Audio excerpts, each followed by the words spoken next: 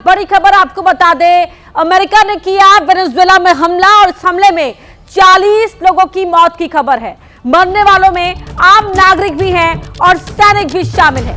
राजधानी काराकास में अमेरिका की भीषण बमबारी हुई। कई मिसाइल अटैक से दहला वेनेजुएला और ताबड़तोड़ हमले से राजधानी काराकास में भारी नुकसान पहुंचा है। बड़ी खबर आपको बता रहे हैं, कई मिसाइल के जरिए यहां पर हमला किया गया अमेरिकी सेना की ओर से। इस हमले में सैनिक मारे गए हैं वेनेजुएला के और साथ ही आम नागरिकों को भी नुकसान पहुंचा है, आम जानें भी गई हैं।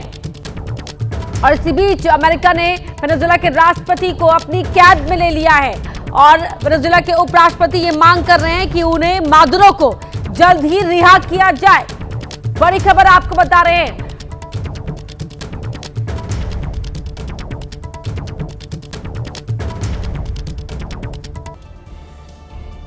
वेनेजुएला के राष्ट्रपति मादुरो को न्यूयॉर्क लाया गया है। अमेरिकी सेना मादुरो को न्यूयॉर्क लेकर पहुंची, जहां न्यूयॉर्क की अदालत में ही मादुरो पर केस चलेगा। न्यूयॉर्क में डीईए हेडक्वार्टर मादुरो लाए गए हैं। तो अमेरिका के राष्ट्रपति डोनाल्ड ट्रंप ने इस बात की पुष्टि की कि वेनेजुएला के राष्ट्रपति मादुरो को लेकर अमेरिकी सेना न्यूयॉर्क पहुंची है और न्यूयॉर्क की कोर्ट में ही मादुरो पर अब केस चलाया जाएगा। और इससे पहले न्यूयॉर्क में डीईए हेडक्वार्टर लाए गए हैं वेनेजुएला के राष्ट्रपति मादुरो। बड़ी खबर आपको बता रहे हैं, वेनेजुएला के राष्ट्रपति मादुरो को अमेरिका लेकर पहुंची है अमेरिकी सेना। न्यूयॉर्क के डीईए हेडक्वार्टर लाया गया है, जहां न्यूयॉर्क की अदालत में ही मादुरो पर केस चलाया जाएगा। जब तक वेनेजुएला में सत्ता परिवर्तन नहीं होता है, तब तक वहां के हालातों पर अमेरिका का ही कब्जा रहेगा। इस बात की पुष्टि खुद अमेरिका के राष्ट्रपति डोनाल्ड ट्रंप ने की है और अब वहां न्यूयॉर्क के कोर्ट में मादुरो पर केस चलाया जाएगा। दो तस्वीरें आपके टीवी स्क्रीन पर। मादुरो को अपनी कैद में लिया अमेरिकी सेना ने। न्यूयॉर्क लाए गए मादुरो, डीईए हेडक्वार्टर मादुरो को अमेरिकी सेना लेकर पहुंची है और न्यूयॉर्क के कोर्ट में अब मादुरो पर केस चलाया जाएगा। तो वहीं वेनेजुएला पर अमेरिकी सैन्य कार्रवाई का विरोध करते हुए कई देश आगे आ गए हैं। नॉर्थ कोरिया, चीन, रशिया, इन तमाम देशों ने जो सैन्य कार्रवाई अमेरिका की ओर से वेनेजुएला पर हुई है उसका विरोध किया है और मादुरो को जल्द ही रिहाई का जो मांग है वेनेजुएला की ओर से लगातार की जा रही है।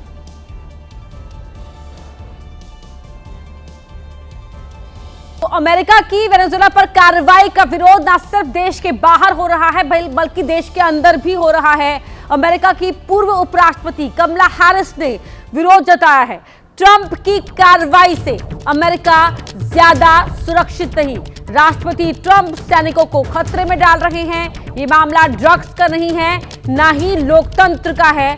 जैसा कि ट्रंप कह रहे हैं कि वेनेजुएला के रास्ते तस्करी हो रही थी ड्रग्स की, ड्रग्स अमेरिका तक लाया जा रहा था और इसीलिए अमेरिका ने यह कार्रवाई की है वेनेजुएला के ऊपर। लेकिन अब पूर्व उपराष्ट्रपति कमला हैरिस ने इस कार्रवाई का विरोध किया है और कहा है कि यह मामला ड्रग्स का नहीं है, ना ही लोकतंत्र का है। राष्ट्रपति ट्रंप इस तरह के कदम उठाकर अपने देश के सैनिकों को खतरे में डाल रहे हैं। इस कार्रवाई से अमेरिका ज्यादा सुरक्षित नहीं है।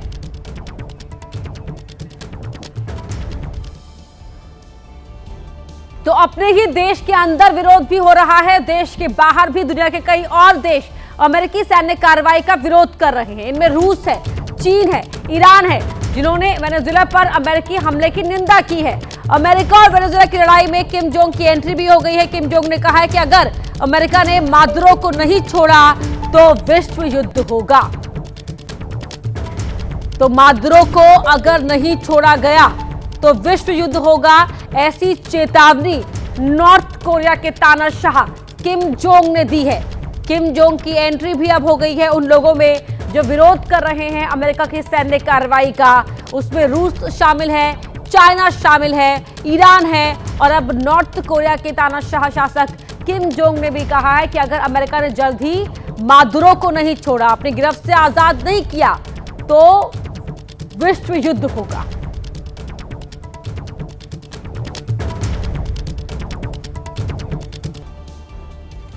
तो इससे पहले जो आरोप ट्रंप की ओर से लगाए गए थे वेनेजुएला पर, वो क्या थे वो आपको बताते हैं ग्राफिक्स के जरिए कि किस तरह वेनेजुएला को अमेरिका के लिए खतरा ट्रंप ने बताया। वेनेजुएला की सरकार अंतर्राष्ट्रीय सुरक्षा के लिए खतरा है, ये ट्रंप का पहला सीधा आरोप था और कहा कि वेनेजुएला अमेरिका के खिलाफ साजिशें कर रहा था, इसीलिए ये कार्रवाई बहुत जरूरी हो जाती है। वेनेजुएला के रास्ते अमेरिका में खतरनाक ड्रग्स की तस्करी हो रही थी, वो रास्ता बन गया था वेनेजुएला।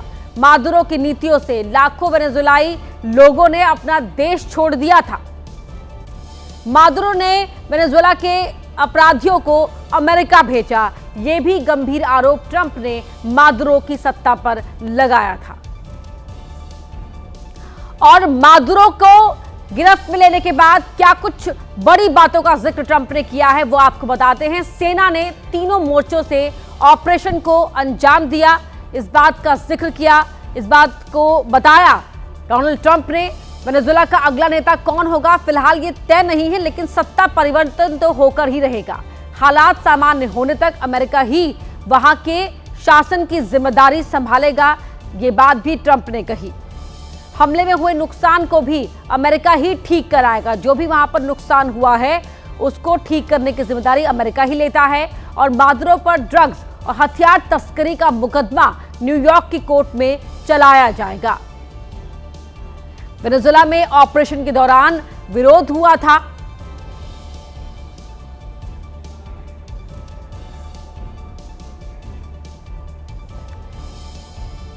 अब ऐसे में सवाल यह उठता है कि आखिरकार डोनाल्ड ट्रंप वेनेजुएला के राष्ट्रपति मादुरो के पीछे क्यों पड़े हैं। तो आइए आपको समझाते हैं। दरअसल ट्रंप लंबे समय से वेनेजुएला के राष्ट्रपति मादुरो के खिलाफ माने जाते रहे हैं। ट्रंप कई बार मादुरो को अमेरिका में घुस रहे अवैध अप्रवासियों का जिम्मेदार बता चुके हैं।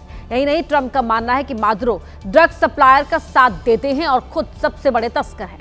ट्रंप कह चुके हैं कि मादुरो ड्रग्स कोकेन की खुद सप्लाई करवाते हैं। ट्रंप ने मादुरो को पकड़ने के लिए इनाम भी घोषित किया हुआ है। ट्रंप ने कुछ दिन पहले ही मादुरो पर $5 करोड़ का इनाम घोषित किया था। एक और पहलू यह है कि राष्ट्रपति ट्रंप की नजरें वेनेजुएला के अकूत तेल भंडार पर टिकी हैं। ट्रंप का दावा है कि वेनेजुएला ने अमेरिकी कंपनियों के तेल अधिकार अवैध रूप से छीन लिए थे। अमेरिकी सैनिक कई बार वेनेजुएला के तेल टैंकर जब्त कर चुके हैं। सबसे बड़ा एक्शन पिछले साल 10 दिसंबर को हुआ था, जब वेनेजुएला के एक बहुत बड़े क्रूड ऑयल टैंकर को स्पेशल ऑपरेशन के बाद जब्त कर लिया गया था। तो अमेरिका का वेनेजुएला पर हमले का नया वीडियो आपको दिखाते हैं। अमेरिका के मिसाइल अटैक से वेनेजुएला दहल उठा था। ताबड़तोड़ बमबारी से कैराकस में भारी नुकसान हुआ था, वो वीडियो भी अब सामने आया है। तो अमेरिका ने जो वेनेजुएला पर सैन्य कार्रवाई की, जो हमला किया, उसका नया वीडियो सामने आया है। अमेरिका ने कई मिसाइलें वेनेजुएला के ऊपर दागी और इन मिसाइल अटैक से भारी नुकसान पहुंचा है। ताबड़तोड़ बमबारी भी राजधानी कैराकस में की गई। तो वेनेजुएला के प्रमुख ठिकानों को निशाना बनाया गया। तस्वीरें आप देख रहे हैं किस तरह से यहाँ पर देखिए धमाके की जोरदार आवाज और ये आग की लपटें, धुआं सब आप देख सकते हैं। और ये सब कुछ छोड़ गया आपने पीछे तबाही के निशान। तो अमेरिका की मिसाइल अटैक से वेनेजुएला दहल गया, ताबड़तोड़ बमबारी भी हुई, कैराकस में भारी नुकसान पहुंचा है। और ये वीडियो इस बात की तस्दीक करता है कि किस तरह का ये हमला अमेरिकी सेना की ओर से वेनेजुएला के ऊपर किया गया। तीनों मोर्चे से सेना ने यहां पर यह हमला किया, कहीं से भी वेनेजुएला को संभलने का मौका नहीं दिया। वेनेजुएला के प्रमुख ठिकानों, चाहे उसकी संसद हो, चाहे उसका प्रमुख सैन्य मुख्यालय हो, बंदरगाह हो, एयरपोर्ट हो, सभी को एक साथ यहां पर निशाने पर लिया गया।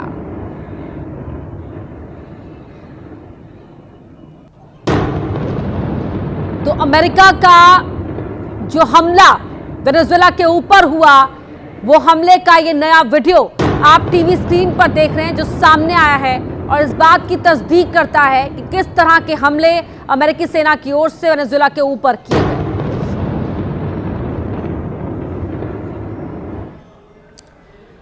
और जिस वक्त अमेरिका के सेना वेनेजुएला के राष्ट्रपति मादुरो को लेकर न्यूयॉर्क पहुंची, उस वक्त की एक तस्वीर सामने आई है, वो आपको दिखाते हैं। अमेरिकी सेना मादुरो को अपनी गिरफ्त में लेकर न्यूयॉर्क पहुंची, ये देखिए। और बताया गया कि जब वेनेजुएला के राष्ट्रपति अपने बेडरूम में सो रहे थे, उस दौरान उन्हें सेना ने गिरफ्त में ले लिया कमरे से घसीटकर गिरफ्त में लिया गया और न्यूयॉर्क की कोर्ट में अब मादुरो पर केस चलेगा। और देखिए, इस तरह राष्ट्रपति, वेनेजुएला के राष्ट्रपति मादुरो को अपनी गिरफ्त में हथकड़ी पहनाकर अमेरिकी सेना ने लिया और उसके बाद मादुरो को लेकर न्यूयॉर्क पहुंची, जहां की न्यूयॉर्क की कोर्ट में ही मादुरो पर केस चलेगा। ये तस्वीर भी जारी की गई है अमेरिकी सेना की ओर से ही।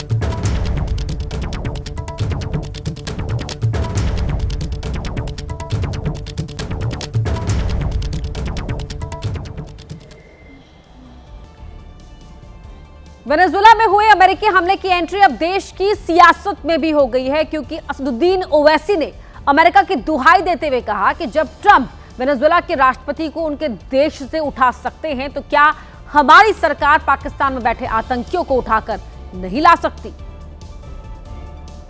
असदुद्दीन ओवैसी का ये हमला ऐसे वक्त में आया जब अमेरिका की फौज ने वेनेजुएला की राजधानी काराकस में घुसकर उसी के राष्ट्रपति निकोलस मादुरो को बंदी बना लिया। अब इसी को लेकर ओवैसी ने सरकार को निशाने पर लिया है। जब ट्रंप अपनी फौज को भिजाकर वेनेजुएला से कदमी को उठा सकता है, जब सऊदी अरब यमन में मुखल्ला के पोर्ट पर बमबारी कर सकता है, मोदी जी हम आपको कह रहे हैं, आप पाकिस्तान में भिजाकर जो मुंबई की सड़कों पर साजिश करने वाले 9/11 के जालिम लोग हैं, चाहे वो मसूद अजहर हो या फिर लश्कर तैयबा का वो जालिम शैतान हो, मोदी जी 56 इंच का सीना है तो भिजाकर उठाकर लाओ। ओवैसी ने ये बात मुंबई के गोवंडी में आयोजित एक जनसभा में कही, जहां ओवैसी लगातार केंद्र और महाराष्ट्र सरकार को अपने निशाने पर ले रहे थे। हरिद्वार के बीएचईएल परिसर में उस वक्त अफरा तफरी मच गई जब फेयरवेल के नाम पर एक स्कूल के छात्र गाड़ियों पर चढ़कर हुड़दंग करने लगे। फेयरवेल के नाम पर की गई इस हुड़दंग के कई वीडियो भी सामने आए हैं, जिसमें छात्र गाड़ियों की छत पर चढ़कर स्टंट करते हुए नजर आ रहे हैं। वहीं कई छात्र अपनी गाड़ियों को हाई स्पीड पर दौड़ाते दिखे, जो न सिर्फ अपनी बल्कि आम लोगों की सुरक्षा के लिए खतरा पैदा कर रहे थे। हालांकि जैसे ही बीएचईएल के सुरक्षाकर्मी मौके पर पहुंचे, वैसे ही हुड़दंग मचा रहे छात्र मौके से भाग निकले। लेकिन इस तरह से छात्रों ने उत्पात मचाया, उससे स्थानीय लोग खासे नाराज दिखे। लोगों ने इन छात्रों के खिलाफ एक्शन की मांग की है ताकि भविष्य में इस तरह की कोई घटना ना हो। इंदौर में दूषित पानी पीने से हुई मौतों के बाद मध्य प्रदेश सरकार गंदे पानी को लेकर अलर्ट मोड पर है, जिसकी एक तस्वीर सागर में देखने को मिली, जहां गंदे पानी को देख नगर निगम पानी की टंकियों की सफाई करने कूद पड़ा। दरअसल जो इंदौर में हुआ वो सागर में ना हो, इसे ध्यान में रखते हुए सागर में एक दिन पानी की सप्लाई रोककर नगर निगम ने पानी की टंकियों की सफाई का अभियान चलाया, जिसमें नगर निगम आयुक्त राजकुमार खत्री और विधायक शैलेंद्र जैन ने पानी की टंकियों में उतरकर खुद से सफाई भी की। किसी तरह का कचरा नहीं है, कुछ पत्थर के जो अवशेष आते हैं जो कि बड़े डाया के पाइप से आ जाते हैं और इसकी पूरी तरीके से सफाई कराई जा रही है। इंदौर में दूषित पानी से हुई मौत के बाद मध्य प्रदेश के लोग डरे हुए हैं। डर है कि जो हादसा इंदौर में हुआ वो किसी और शहर में ना हो। यही वजह है कि सागर में नगर निगम फुल एक्शन में नजर आया, लेकिन नगर निगम के दावे के बाद भी कई टंकियों में पानी इतना गंदा मिला कि स्वच्छ पानी देने के दावे पर सवाल खड़े होते दिखे। हालांकि तुरंत ही नगर निगम फावड़ा तसला लेकर कचरे को निकालने में जुट गया, लेकिन सवाल ये है कि आखिर ये सफाई रूटीन में क्यों नहीं होती, क्यों किसी हादसे के बाद ही सिस्टम की नींद खुलती है। नेहा सिंह राठौड़ के विवादित बयान का मामला, बड़ी खबर आपको बता रहे हैं। लोक गायिका नेहा सिंह दूसरे नोटिस पर थाने पहुंची। पुलिस ने नेहा सिंह राठौड़ का बयान दर्ज नहीं किया। लखनऊ पुलिस ने देर हो जाने का हवाला दिया। अगले 1 से 2 दिन में लखनऊ पुलिस नेहा सिंह राठौड़ का बयान दर्ज करेगी। नेहा सिंह राठौड़ पर विवादित बयान देने का आरोप है।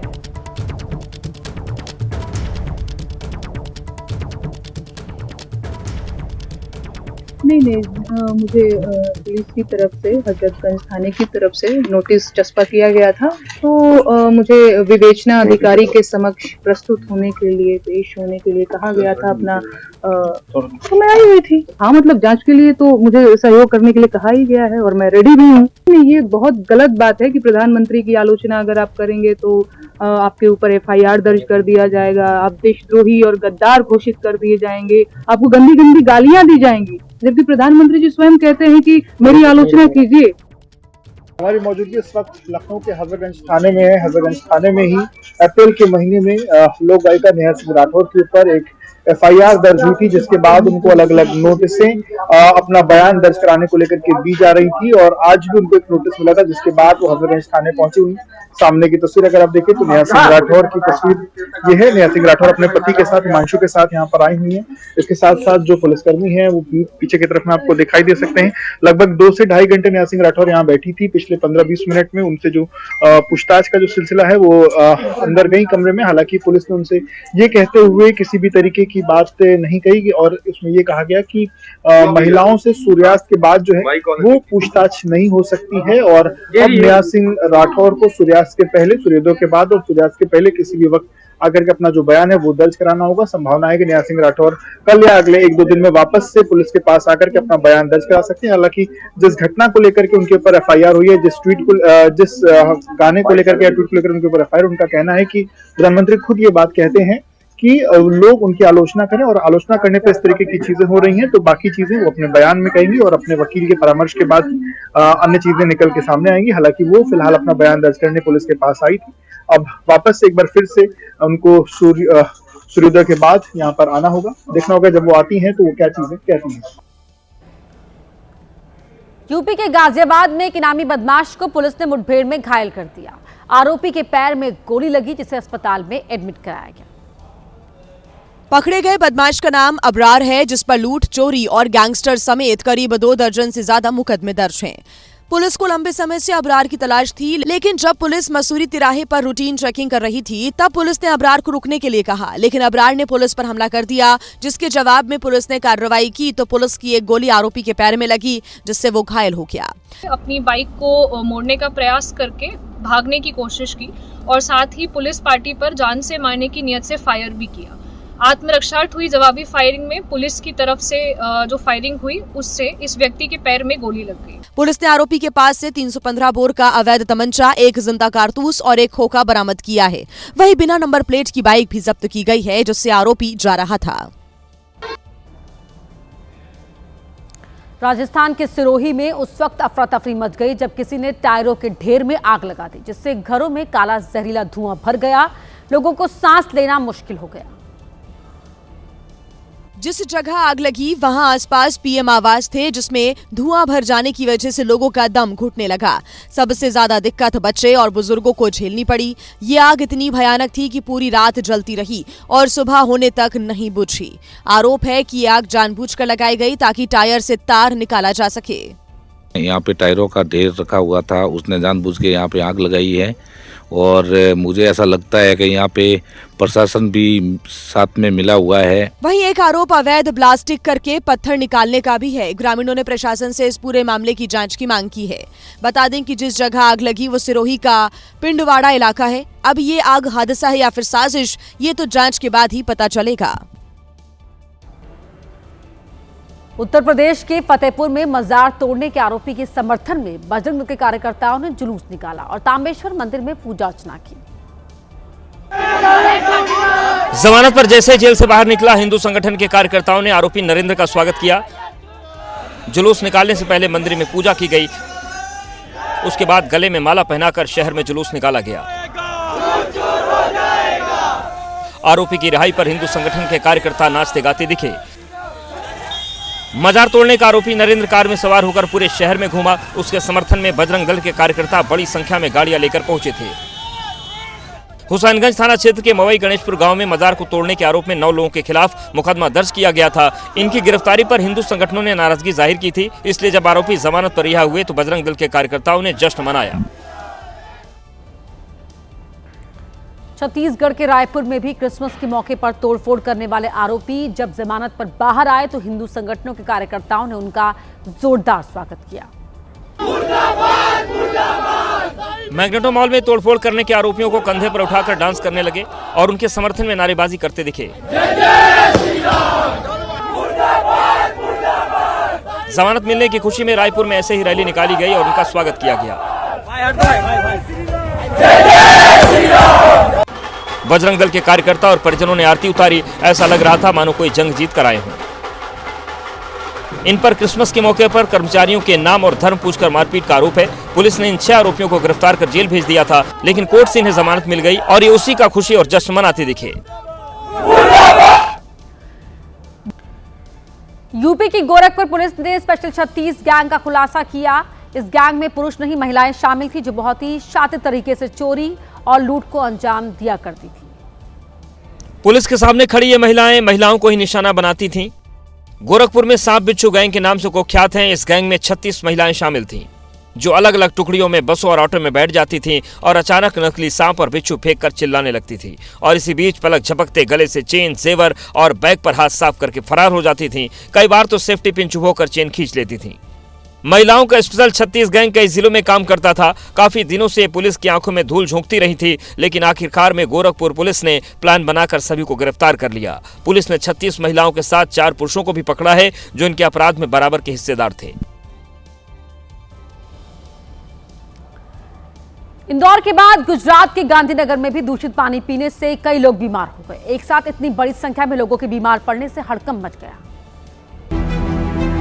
पिछले एक हफ्ते में गांधीनगर में टाइफाइड के 67 मामले सामने आए हैं, जिनमें से 31 मरीजों का अस्पतालों में इलाज चल रहा है। ये सभी मामले गांधीनगर के सेक्टर 24, 26, 27, 28 और आदिवाड़ा इलाके से मिले हैं। सबसे ज्यादा मामले सेक्टर 24 के इंदिरा नगर से सामने आए हैं। गांधीनगर नगर निगम के स्वास्थ्य अधिकारी ने कहा कि लोगों को दूषित पीने का पानी मिलने से टाइफाइड फैला है। इधर राज्य के गृह मंत्री आज अस्पताल पहुंचे और उनका हाल जाना। कोई नागरिको ખાસ કરીને ટાઇફોઇડની અંદર સંકળાયેલા સૌ લોકોની ટ્રીટમેન્ટની વ્યવસ્થાઓ અને તમામ લોકો એક સારી રીતે આ ટ્રીટમેન્ટ પ્રાપ્ત કરી શકે, ખાસ કરીને 22 ડોક્ટરોની ટીમ બનાવવામાં આવી છે। स्वास्थ्य विभाग का दावा है कि पाइपलाइन में रुकावट और सीवेज के ओवरफ्लो होने की वजह से टाइफाइड के मामले बढ़े हैं। गृह मंत्री अमित शाह भी हालात पर पैनी नजर बनाए हुए हैं।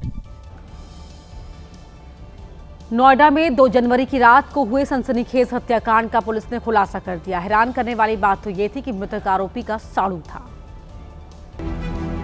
पूछताछ में आरोपी रामवचन ने बताया कि वो और उसका साड़ू काफी समय से साथ रहते थे, लेकिन इसी दौरान साड़ू के पत्नी से अवैध संबंध हो गए। इसी बात को लेकर दोनों के बीच कई बार विवाद हुआ था। करीब 20 से 25 दिन पहले हुए बड़े झगड़े के बाद रामवचन ने अपने दूसरे साड़ू साजन माझी के साथ मिलकर अजय की हत्या की योजना बना ली। प्लानिंग के मुताबिक दोनों ने पहले साढ़ू अजय मुखिया को शराब पीने के बहाने बुलाया और फिर गला घोंटकर मार डाला। हद तो तब हो गई जब आरोपियों ने अपने तीसरे साथी ई रिक्शा चालक अशोक की मदद से शव को ठिकाने लगा दिया। पुलिस ने सभी आरोपियों को गिरफ्तार करके जेल भेज दिया है।